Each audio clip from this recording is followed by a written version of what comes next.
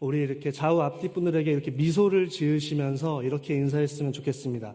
예수님의 제자로 살아갑시다. 저는 개인적으로 짝수를 좋아하기 때문에 이번에 참된이라는 단어를 써서 예수님의 참된 제자로 살아갑시다 인사하겠습니다.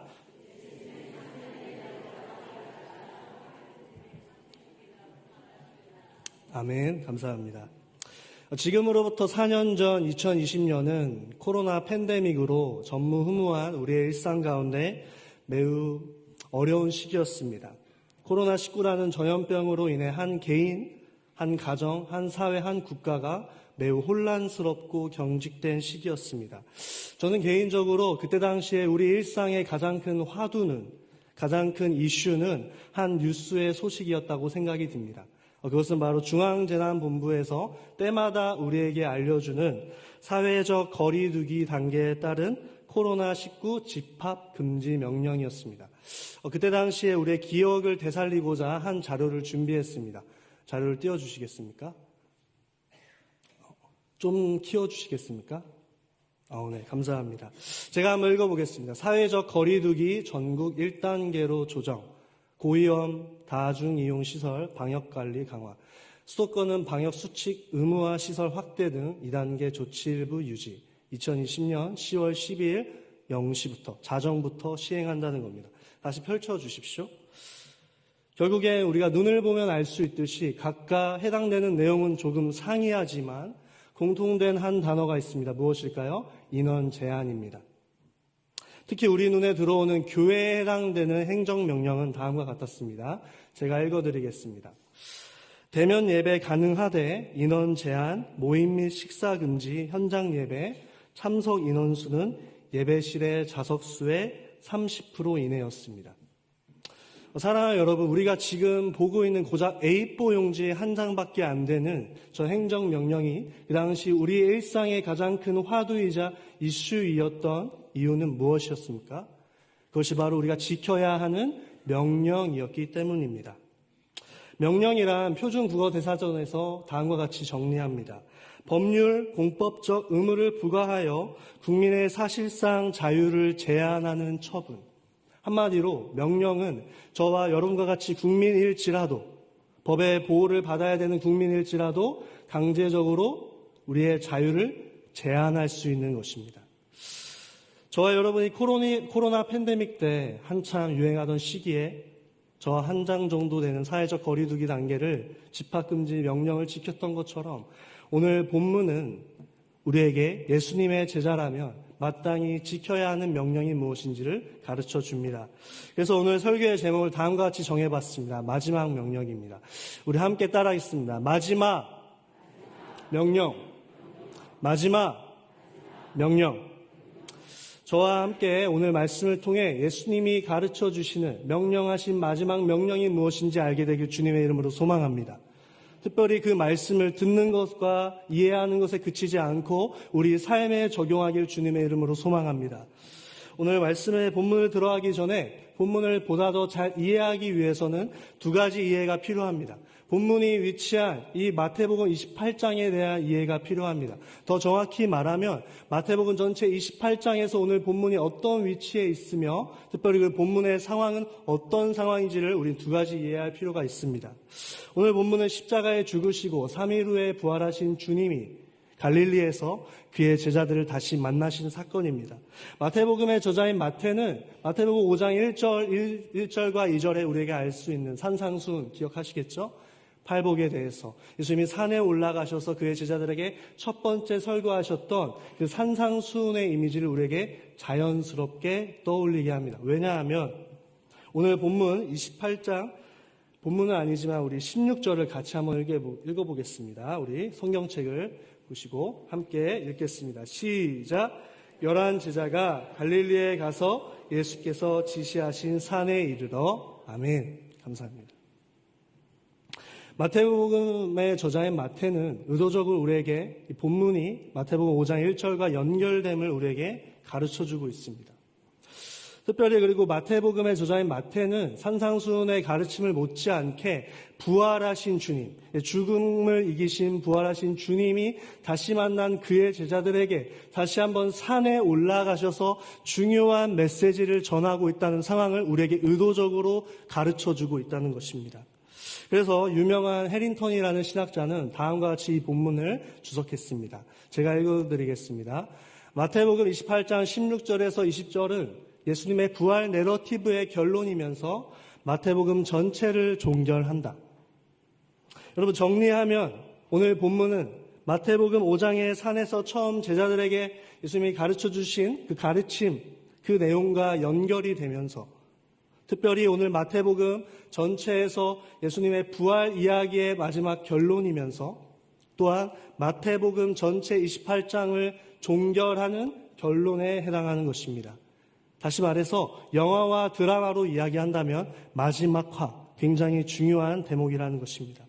우리는 이런 사실을 알게 될 때에 보다도 오늘 본문에 집중하고 오늘 본문이 매우 중요함을 우리는 인지할 수 있습니다. 그런데 본문에서 오늘 우리 본문은 아니지만 17절에 보면 굉장히 흥미로운 건 예수님을 경배하는 자들도 있었지만 예수님을 의심하는 자들도 있었습니다.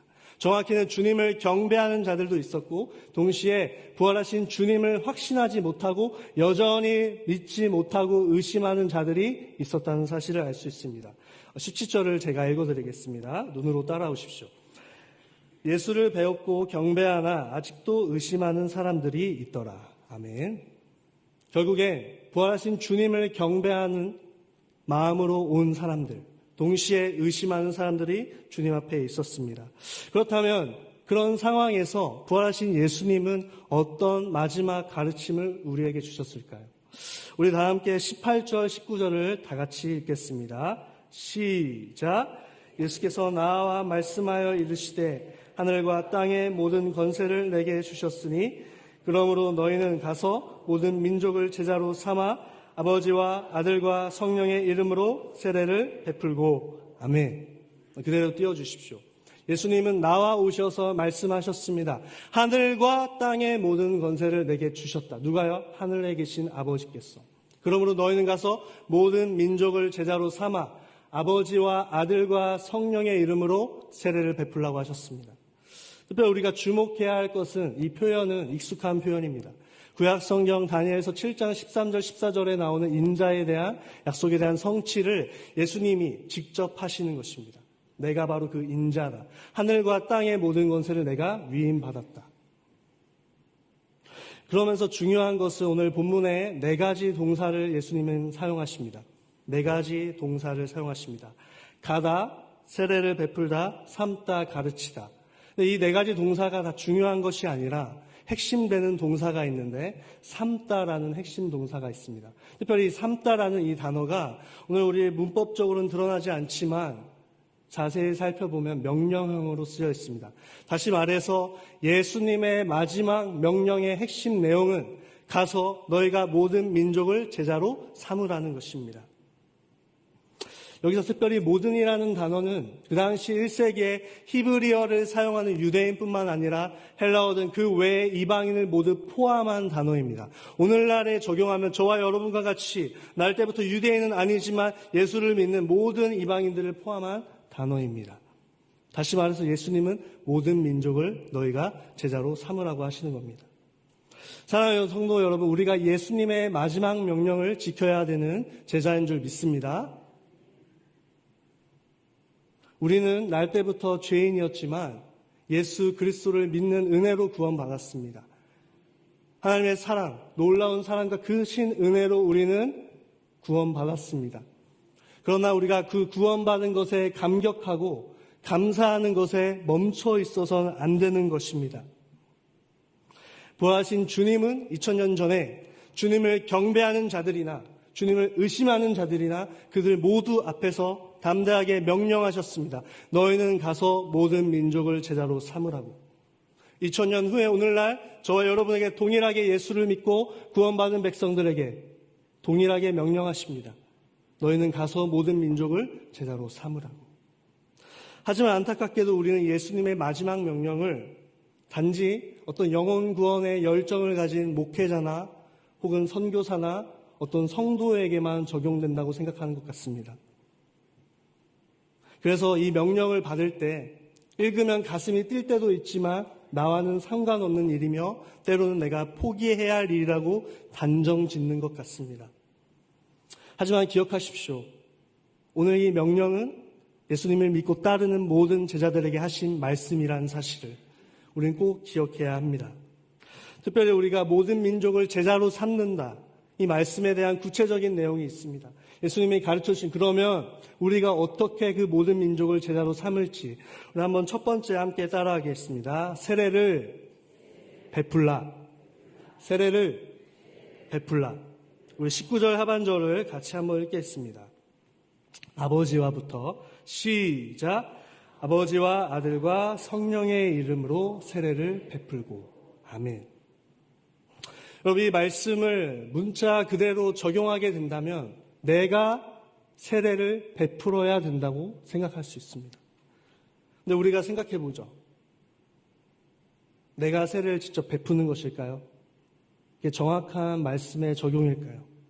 그렇지 않습니다. 우리는 교회에 출석하여 일정한 세례 교육을 마치고 목사님께부터 우리는 세례를 받습니다.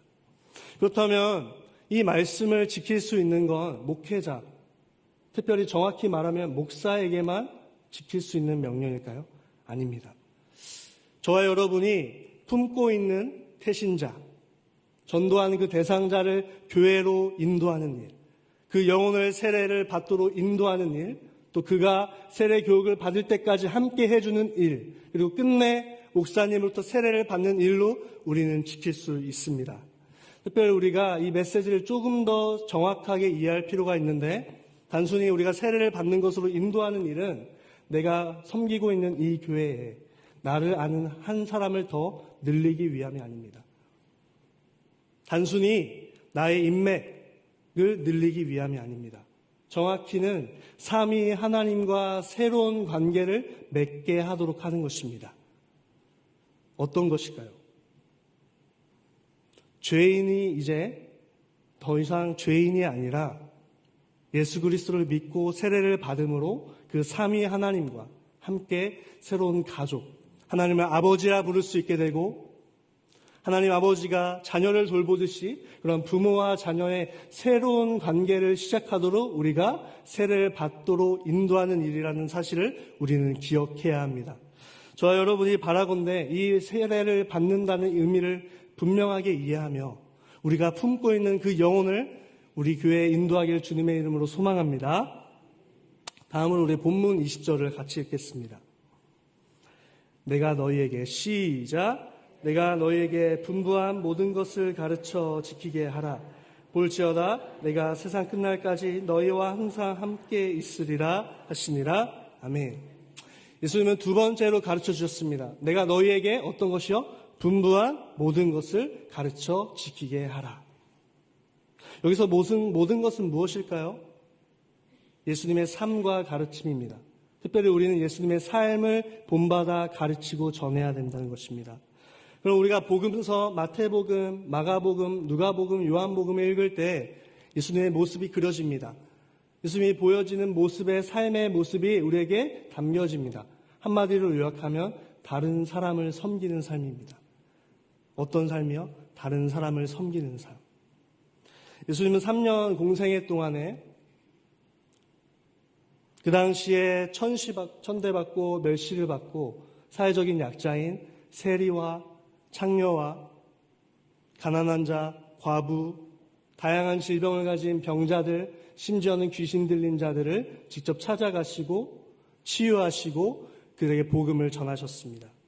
그래서 예수님은 다음의 말씀처럼 사셨는데 우리 마가복음 10장 45절 같이 읽겠습니다. 시작. 인자가 온 것은 섬김을 받으려 함이 아니라 도리어 섬기려 하고 자기 목숨을 많은 사람의 대속물로 주려 함이니라. 아멘.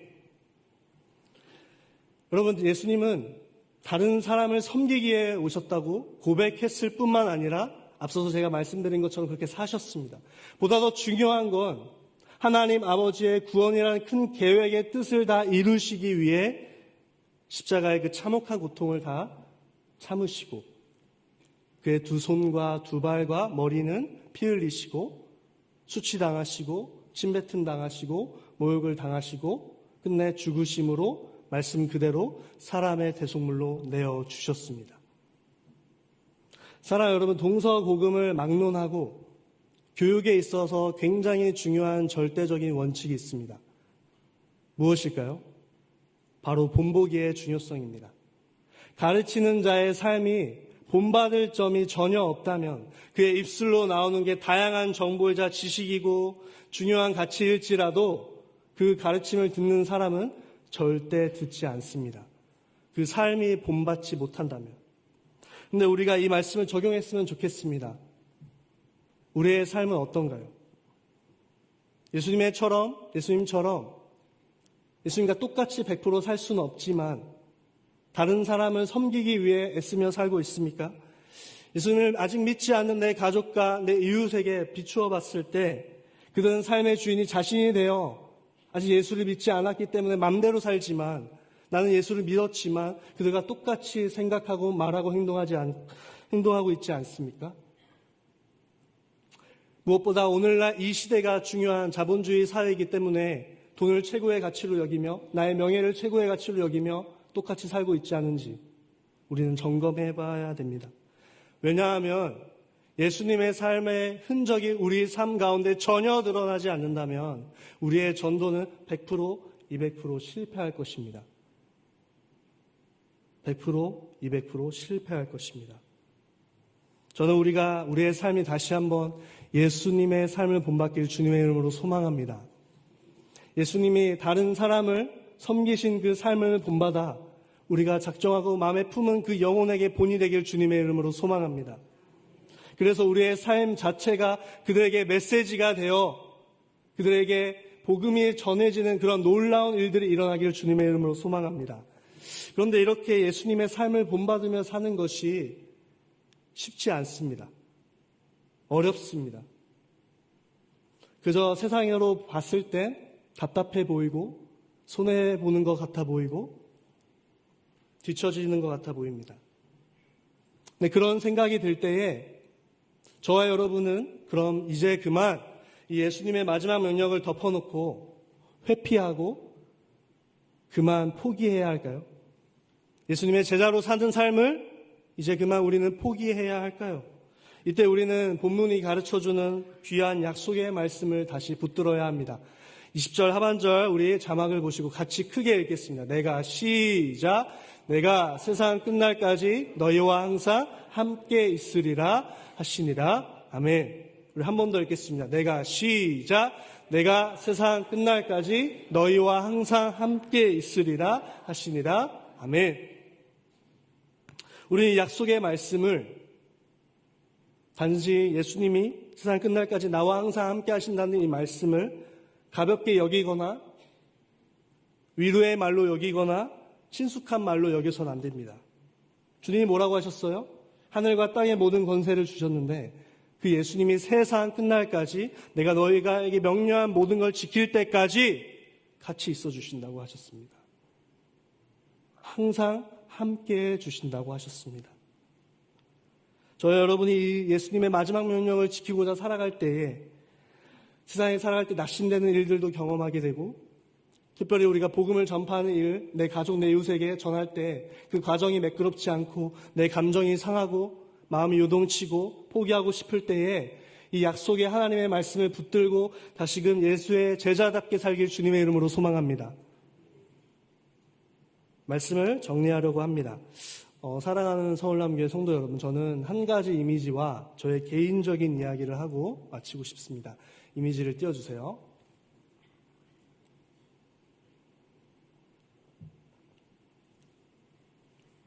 다들 궁금한 눈빛이 생기셔서 감사합니다. 여러분, 어떤 소식입니까? 태신자 작정 소식인데 언제 주일의 소식이었을까요? 3주 전 8월 18일 주일의 두 번째 소식이었습니다. 다음 주일부터 3주간 가을 행복 나눔 축제에 초청한 전도대상자를 작정하는 시간을 갖습니다. 한 영혼, 한 가정을 마음에 품고 기도하며 준비해 주시기 바랍니다. 두 번째 소식이었습니다. 어느덧 시간이 흘러 오늘이 마지막 주일입니다. 우리는 4년 전 코로나 팬데믹 때에는 그 누구보다 남들이 뭐라 하지 않더라도 행정명령만큼은 잘 지켰습니다. 그렇지 않나요? 저도 그렇고 여러분도. 근데 오늘 우리가 24년 9월 8일 이 말씀을 대할 때에 예수님의 마지막 명령을 듣고 나눌 때에 가서 모든 민족을 제자로 삼으라고 말씀하신 이 주님의 말씀은 그 명령만큼 잘 지키고 있는지 우리는 되물어 봐야 합니다. 지금 내 삶이 너무 바쁘기 때문에. 그리고 예수님의 마지막 명령은 그저 법적인 강제성이 없기 때문에 보다 더 나아가 내가 전도할 대상, 내 가족 이웃에게 이 복음을 전하는 일을 내가 해봤고 실패했고 특별히 그 얘기를 했을 때 껄끄러워지고 불편해지기 때문에 그리고 내가 생각하기에 지금은 아직은 복음을 전할 시기가 아니라고 생각하기 때문에 우리는 가서 모든 민족을 제자로 삼으라는 이 명령을 안 지키고 있지 않은지 생각해 봐야 합니다. 사랑하는 여러분, 저는 한 이야기를 하려고 합니다. 제가 올해 4월 11일에 사랑하는 친할머니를 먼저 보내드렸습니다. 전 장손이었지만 자주 뵈지 못했는데 친할머니께서 돌아가시기 전에 3월에 보름 전에 마지막으로 뵐 기회가 있었습니다. 요양원에 계셨던 친할머니를 만나 뵈러 저와 어머니 아버지가 함께 갔습니다. 만남을 가는 그 과정도 길도 무거웠습니다. 만나 뵀던 친할머니는 예상했듯이 기력이 많이 쇠잔해지시고 말도 잘 못하시고 기도 잘 안 들리시고 반응도 없으시고 그런 그 친할머니를 위해 저는 기도를 해드릴 수 있는 것밖에 없었습니다. 친할머니는 코로나 2020년 당시에 요양원에 입원하셨기 때문에 시기상으로 자주 뵐 수가 없었습니다. 저는 친할머니를 위해 기도를 해드리면서 자연스럽게 울음이 나왔습니다. 직감했던 거죠. 마지막이구나. 그런데 제가 더 가슴이 너무 아팠던 이유는 한 번이라도 그 친할머니가 건강하실 때 애써서 제가 찾아가서 하나님의 복음을 전하지 못했다는 사실입니다. 너무 후회스럽고 너무 죄송스러웠습니다. 사랑하는 서울남교회 성도 여러분, 내가 전하지 않으면 내 가족, 내 형제 자매, 내 친척, 내 사업 파트너, 직장 동료, 내 동네 이웃은 누구에게 복음을 들어야 합니까? 저와 여러분이 전해야 되지 않을까요? 저는 우리 교회가 예수님의 이 마지막 명령인 가서 모든 민족을 제자로 삼으라는 명령을 지키길 주님의 이름으로 소망합니다. 그래서 우리 서울남교회가 다시 한번 영혼구원의 열정을 회복하는 우리 교회 되기를 간절히 소망합니다. 그래서 우리 교회가 우리 한 사람 한 사람이 한 영혼을 마음에 품는 것뿐만 아니라 행함으로 그를 세례를 받도록 교회로 인도하는 일에 힘쓰기를 주님의 이름으로 소망합니다. 그리고 우리 교회가 제 왼편에 있는 사명 수행에 강한 교회가 되길 소망합니다. 그래서 우리의 삶이 먼저 예수님의 삶을 본받아 희신자에게 본이 되어서 그에게 복음을 전하는 일들이 일어나길 주님의 이름으로 소망합니다. 그때 우리가 때로 힘겨울 때에, 버거울 때에, 포기하고 싶을 때에, 그만두고 싶을 때에 포기하지 않고 예수님이 나와 세상 끝날까지 항상 함께하고 계신다는 이 말씀을 붙들고 이 예수님의 마지막 명령을 지키기를 주님의 이름으로 소망합니다. 우리 이 시간 함께 기도하기 전에 우리 함께 찬양을 하길 원하는데 우리 찬양팀 나와주시고요.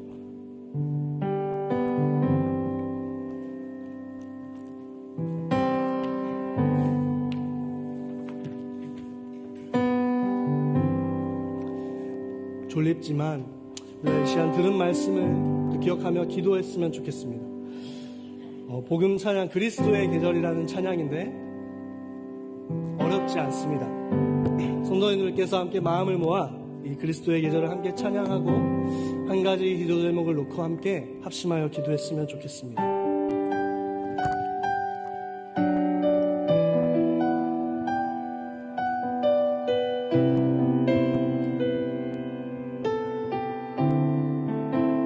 민족의 가슴마다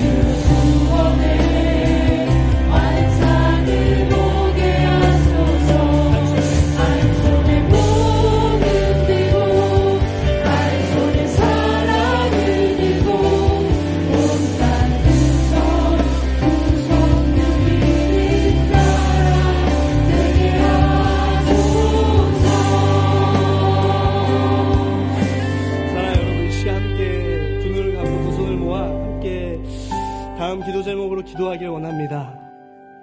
우리 서울남교회가 예수님의 마지막 명령을 지키며 영혼 구원의 열정을 회복하게 하옵소서. 우리 서울남교회가 예수님의 마지막 명령을 지키며 영혼 구원의 열정을 회복하게 하옵소서. 우리 기도 제목 놓고 함께 주님의 이름을 크게 부르고 함께 합심하여 기도하겠습니다. 주여! 살아계신 아버지 하나님, 이 시간 기도하며 나아갑니다. 아버지, 우리에게 주신 가서 모든 문제를 제대로 삼으라고 말씀하신 그 주님의 이 마지막 명령을 우리는 외면하고 있지 않았는지, 우리가 우리의 삶의 너무나 바쁜 이유로 이 명령을 지키지 않고 있지 않았는지 우리 자신을 돌아보게 됩니다. 아버지, 우리가 피우는 그리스도의 그 심장을 복음을 전할 수 있도록 도와주시옵소서. 우리 사랑하는 우리 서울남교회가 다시 한번 예수 그리스도의 마지막 명령을 지키는 교회 되게 하여 주시고, 특별히 우리가 섬기고 본받는 이 교회에 내가 품은 그 심장을 품고 인도하는 일에 힘쓰게 하여 주시옵소서.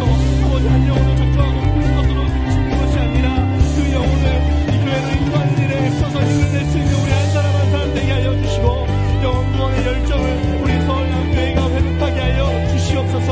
주님, 다시 경배해서 우리 서울남교회 주님의 부름이 흥황하게 하여 주시고, 주를 찾는 모든 자들이 이 자리에 와서 함께 주님의 영광을 바라보며 예배하는 일들이 일어나기를 간절히 원합니다. 주여 도와주시옵소서. 주여 역사하여 주시기를 간절히 원합니다. 우리는 연약하지만 우리와 함께 그 세상 끝날까지 항상 함께 하시겠다는, 하늘과 땅의 모든 권세를 주시겠다는 그 예수 그리스도를 붙들며 우리가 이 전도의 사명을 감당할 수 있도록 도와주시옵소서. 주여 인도하여 주시기를 간절히 원합니다. 우리는 자꾸 연약하지만 주여 우리를 사용하여 주시옵소서. 우리를 도와주시옵소서. 우리와 함께하여 주시옵소서. 주여 도와주시옵소서. 주여.